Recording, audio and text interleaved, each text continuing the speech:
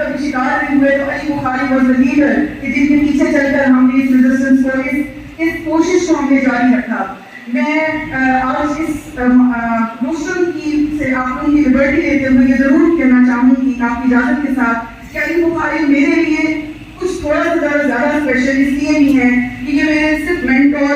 سیاسی لیڈر نہیں ہیں بلکہ یہ وہ شخصیت ہے جن کی وجہ سے اگر میں نے سیاست کو برقرار رکھا پولیٹیکل نیشنل پالیٹکس تو اس میں بہت بڑا کردار سید محمد علی بخاری صاحب کا ہے. سید محمد علی بخاری صاحب کا تعارف پروفائل بہت لمبی ہے, میں کہوں گی تو سر کا وقت قیمتی ہے, لیکن ایک بات یہ ہے کہ سر نے الیکشن کنٹیسٹ کیا ہے 48 سے اور ہمارے لیے وہ ایک الیکٹڈ نمائندہ اس وقت بھی الیکٹ ہوئے اور آج وہ ہمارے لیے ایم ایل اے کی حیثیت سے ہیں. میں اس چیز کی لبرٹی آپ لوگوں سے لیتے ہوئے میں نے بات کی ہے. میں گزارش کروں گی سید محمد علی بخاری صاحب سے کہ کائنڈلی سر اسٹیج پر تشریف لائیں اور اپنے خیالات سے ہم سب کو انلائٹن کریں.